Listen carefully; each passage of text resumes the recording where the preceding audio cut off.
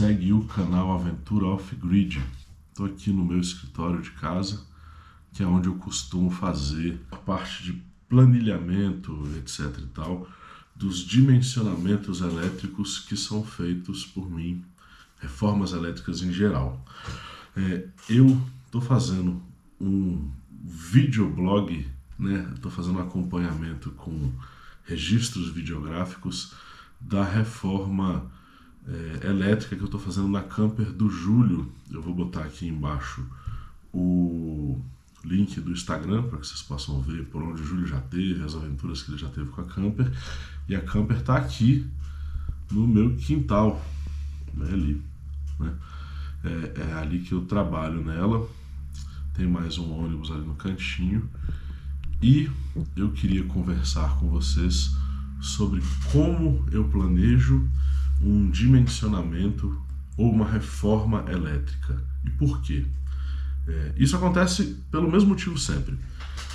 O cliente me procura falando que ele está tendo alguma dificuldade com a autonomia de alguns equipamentos, ou seja, ele tem uma expectativa de funcionamento da camper dele com os insumos que já estão instalados e esses insumos elétricos de geração off-grid não estão atendendo a expectativa dele. Então tudo começa quando o cliente me procura falando: olha, não estou gostando do que tem lá, como é que você pode me ajudar? Eu preciso de mais bateria, mais geração. E aí a gente tem uma conversa franca, né? Primeiro eu peço para ver o equipamento da pessoa, para entender o que há instalado. No caso da camper do Júlio, havia um controlador PWM, uma placa de 100 watts pico, e esses 100 watts pico deveriam tocar um frigobar, uma clarabóia que você tem no teto com um eletroventilador que pode servir como exaustor ou ventilador, lâmpadas internas e externas, um aquecedor diesel que precisa de um start, né, e precisa de uma certa energia para fazer o bombeamento do diesel, eventualmente carregar um notebook e a bomba chuflo dele. E a partir daí, o que eu faço, né? Eu pego um alicate amperímetro e vou medindo quantos amperes efetivos estão sendo consumidos por cada equipamento na fonte, qual é a descarga efetiva que esses equipamentos estão realizando na bateria, né? Com isso eu monto um quadro, eu vou mostrar o quadro para vocês aqui na tela. Com este quadro eu consigo basicamente estimar a média de consumo, o tempo de uso para ter quantos watt-hora consomem por dia. E outra coisa que eu sempre estimo é o consumo de pico. Por quê? Porque os equipamentos que têm compressor, ou seja, que começam a funcionar com acoplamento de compressor, eles têm um pico nesse funcionamento. E esse consumo de pico serve não só para eu calcular a descarga efetiva que vai ter na bateria durante determinado período, por mais que seja curto, seja um pico, e dimensionar a bitola dos cabos. Então tudo isso eu coloco numa planilha, faço o cálculo e falo para a pessoa: olha, com o equipamento que você tem, você está com a geração adequada ou você está com a geração off-grid, ou seja, suas placas solares e as outras formas de geração estão insuficientes para a autonomia que você pretende, ou está tudo ok, está tendo alguma fuga de corrente, a gente tem que verificar se os cabos estão abaixo da bitola adequada, entender se há resistência desse cabeamento que está gerando perda de energia, ou seja, você está gerando, mas está jogando energia fora. Depois de feito tudo isso, no caso da camper do Júlio, que a gente avaliou é que havia uma defasagem de geração de energia em relação ao consumo, à descarga, ou seja, você tinha uma geração média de 550 watts num dia, mas um consumo que beirava 1.600 watts por dia. Ultrapassa um pouquinho, né? Tá lá na tabela. E aí eu preciso de gerar mais energia. Então a gente vai lá e calcula o que é possível entre peso e geração, né? No caso do Júlio, a gente tirou essa placa de 100 watts pico, instalou duas placas de 160 watts pico, ou seja, mais que triplicamos a geração de energia do veículo dele. Porém, a placa de 100 watts pico dele, que estava no teto dele, junto com dois suportes, o total ali pesava mais ou menos 9 quilos. E a gente instalou duas placas que cada uma pesa 2,2 quilos, ou seja, conseguimos triplicar a geração, reduzindo mais ou menos pela metade o peso. E para esses veículos overland, isso é muito relevante. Até porque a camper já é muito pesada, né? Então, depois que a gente dimensiona qual é o consumo, a gente vai dimensionar a geração, quanto ele vai conseguir gerar a partir do teto dele, e às vezes tem uma limitação de teto, às vezes não tem espaço suficiente. A gente vai ter que ter uma nova conversa e falar, olha, vamos otimizar o uso dos seus equipamentos. Por exemplo, o seu frigobar precisa estar na temperatura máxima? Não, vamos medir qual é a descarga média dele por 24 horas no uso efetivo com a temperatura média, né?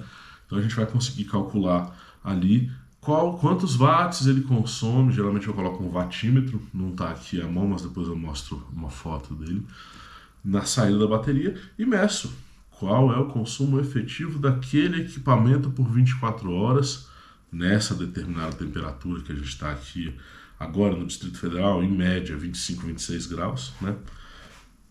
Durante 24 horas. Por que que tem a ver com a temperatura?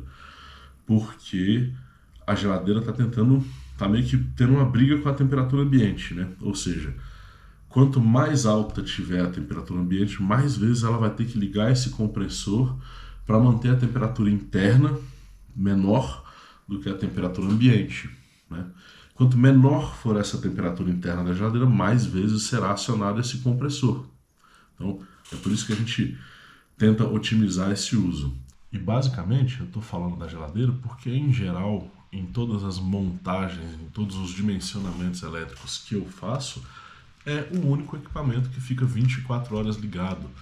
Mas existem outros equipamentos que você pode tentar, caso você não tenha espaço para adequar a sua geração solar à sua necessidade de consumo, você pode tentar diminuir o consumo, melhorar a eficiência de lâmpada, colocar a lâmpada LED em vez de algumas lâmpadas que ainda são halógenas, enfim, né? Tentar talvez diminuir ali o tempo de uso de um ou outro equipamento, enfim, né? Tentar equalizar ali a carga do seu alternador também, ó. Você tem que ter em mente que você tem que deixar seu carro ligado por X horas por dia para você conseguir ter uma autonomia plena off-grid. Mas vencido o espectro da sua geração off-grid e do seu consumo, no caso do Júlio, a gente chegou à conclusão que seria possível disponibilizar 320 watts de geração pico, em vez dos 100 watts de geração pico que ele tinha, o que geraria nele, num dia, uma média de 20 vezes 5,5, em média 1.760 watt-hora, que é 5% acima, mais ou menos, do que ele tem de consumo, que está próximo de 1.637 watt-hora, ou seja, ele consegue gerar energia suficiente para o seu consumo no dia posterior. Vencido esse tema, a gente vai partir para entender por que e como é que é feito esse cálculo, né? Se vocês voltarem o vídeo um pouquinho, vocês vão ver que eu coloquei ali 5,5 horas de incidência solar média. De onde é que eu tirei esse valor? Porque, afinal, o dia nasce às 8 da manhã e ele morre às 6 da tarde. São muito mais de 5,5 horas de incidência efetiva. Ocorre que você tem que calcular esse dado em cima de um valor chamado HSP, que é a hora de sol plena.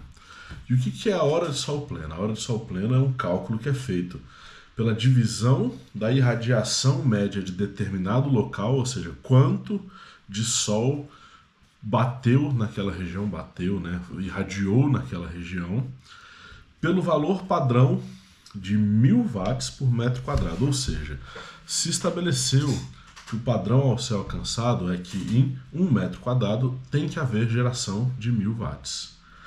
Quantos quilowatt-hora por metro quadrado em determinado ponto gera de energia? Ou seja, isso é o equivalente à hora padrão. Digamos que, por exemplo, uma região, determinada residência, o ponto onde ela está situado, tenha uma geração calculada e irradiada de 5.200 watt-hora por metro quadrado, isso significa que ela tem 5,2 horas de sol pleno, né? Aqui a média do DF é mais ou menos 5,3 horas de sol pleno. Você tem diversas faixas no Brasil. Quanto mais para cima, mais próximo do Equador, mais tempo de sol pleno você tem. Quanto mais longe do Equador, menos tempo de sol pleno você tem. Pensa que o planeta está aqui, né? E o Sol gira em cima do Equador. Quando eu vou ao sul do Equador, o ideal é que a minha placa esteja cada vez mais inclinada ao norte. Quando eu estou ao norte do Equador, o ideal é que minha placa solar esteja cada vez mais inclinada ao sul, porque o Sol está passando aqui no meio, né? Então, tendo todas essas variáveis, você chega a um valor médio de hora de sol pleno para identificar o tempo de radiação solar que você pode calcular para as placas para que elas alcancem, em média, a potência de pico, entendeu? Além disso, você tem perda, sombreamento, etc e tal, nuvem que passa o dia, não está muito legal, enfim. E você tem uma variação anual desse HSP. Ou seja, por exemplo, aqui na região de Brasília, para vocês terem uma ideia, a média anual, bem no centrinho de Brasília, bem onde fica a capital mesmo, que seria a latitude menos 15,8005 e a longitude menos 47,949, você tem a irradiação anual de 5,43 horas, 5,5, arredondei para cima. Em janeiro, você tem 4.900, fevereiro se aumenta para 5.400, março diminui um pouco para 5.068, abril 5.300, maio 5.400, ou seja, abril começa a subir, junho subiu muito, 5,5, julho 5,8, agosto 65, 6,5 horas de radiação, aí começa a descer de novo. Setembro 5,9, outubro 5,4, novembro 4,6, dezembro 4,8 e aí sobe de novo janeiro. Ou seja, você tem um gráfico que varia essa hora solar plena de tempo de radiação aqui no DF. Isso acontece no planeta inteiro, né? Você tem a variação de incidência solar a depender do posicionamento do Sol, e é justamente essa inclinação da Terra com essa variação do eixo em relação ao Sol que gera as nossas diferenças de estação, primavera, outono, verão e inverno. Então isso é plenamente normal. Por isso que você calcula com uma média, a média de 5,430. Ou seja, muito possivelmente o Júlio, proprietário dessa camper, em novembro vai estar um pouquinho abaixo da geração dele. Em agosto, ele vai poder gastar mais energia, o que é legal, porque agosto é o mês mais quente, ou seja, a geladeira dele vai funcionar mais o compressor.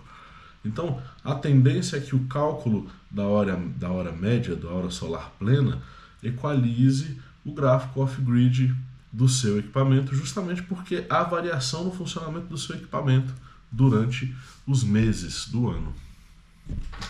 E onde é que você consegue esses dados? Existe hoje no Brasil um mapa geral de radiação solar que você pode encontrar no site cresesb.cepel.br ou você pode encontrar também na Labrem, né? Hoje eu fui consultar o Cresesb e estava, infelizmente, fora do ar. Então eu consultei esses dados da Labrem. Vou deixar aqui aberto, vou botar aqui embaixo os links para os sites, né, os endereços, e aqui a informação que eu retirei da Labrem.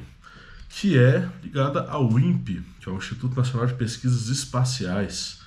E, obviamente, o INPE é uma das subdivisões do Ministério da Ciência, Tecnologia e Inovação. Então é de lá que eu retirei esses dados para falar todos esses dados para vocês. E a partir daí, fechado o nosso cálculo sobre a irradiação solar, as placas, como dimensionar mais ou menos isso, a gente passa para o outro tema que também é polêmico, que são as baterias, né?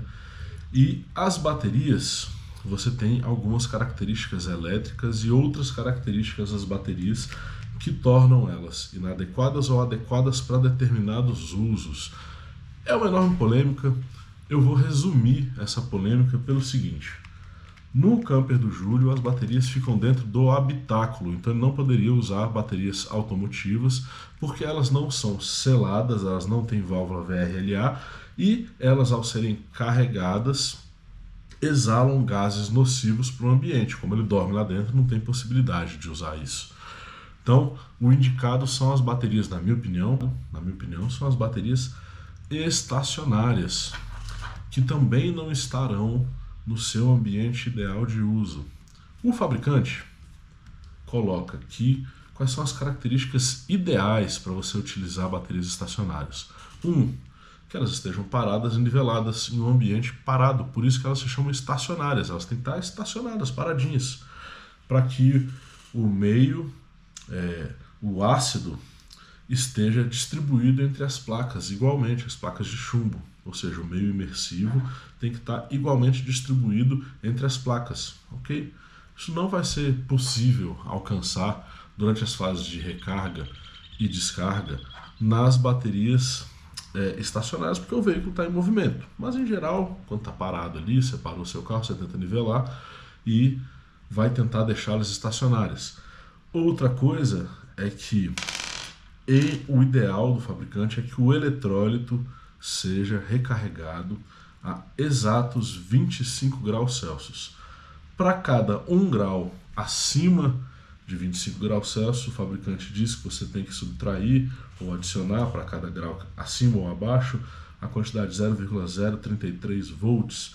Enfim, o ponto é: as baterias estacionárias não estão no seu ambiente ideal no carro, mas como essas baterias estão dentro do habitáculo, elas são as mais indicadas para estarem lá, porque elas não exalam gases nocivos e também elas vão ter um ciclo de descarga profunda, que é o ideal para as baterias estacionárias, que é o ideal para o uso das baterias estacionárias, como é o carro do Júlio. Então, o mais indicado para mim nesse ambiente são as baterias estacionárias. E aí entra o ponto interessante. Para que você entenda exatamente e calcule exatamente a autonomia, você vai chegar lá no datasheet do fabricante e vai verificar quantos watts efetivo aquela bateria pode distribuir, por qual período de tempo, ok? Em quantas horas ela vai durar, com a tensão final de 10,5 volts. E por que a tensão final é de 10,5 volts? Porque essa é a descarga de 20% da sua bateria. Ou seja, você tem a bateria a 13,2 volts quando ela está carregada, você vai tirar ali 20% e vai chegar a 10,56 volts de tensão final, que é a descarga de 20%. Ou seja, o ideal é que você tenha, isso está lá também para aumentar a vida útil da sua bateria, uma projeção de vida em função da temperatura e uma projeção em número de ciclos. O ideal é que você descarregue a 20% no máximo, que vai te garantir 1.500 ciclos, né? Se você descarregar ela, digamos, somente a 10%, você vai aumentar esses ciclos para 2.000, 2.500 ciclos, ok? Você trabalhando aqui no datasheet, entendendo qual é a descarga máxima em watts que vai te dar o período de uso da bateria em horas, você vai conseguir calcular exatamente qual é o conjunto de baterias que você tem para que você tenha a maior vida útil delas. É assim que funciona. Então, no caso do Júlio, vamos lá de novo no mapa dele, né? Você tem aqui um consumo de pico de 414 watts, ou seja, se tudo estiver ligado ao mesmo tempo, ele vai ter um consumo momentâneo de 414 watts. Como ele está usando duas DF2000, esses 414 watts, se ele tiver com tudo ligado ao mesmo tempo, ele vai ter 4 horas de autonomia das baterias até que elas cheguem no seu ponto de descarga máxima com a tensão final de 10,5 volts. Né? Só que não necessariamente ele vai estar com tudo ligado. O que eu calculei aqui, mais ou menos, é que ele vai estar, na pior das hipóteses, com 1637, cerca de 68 watts ativos no seu veículo.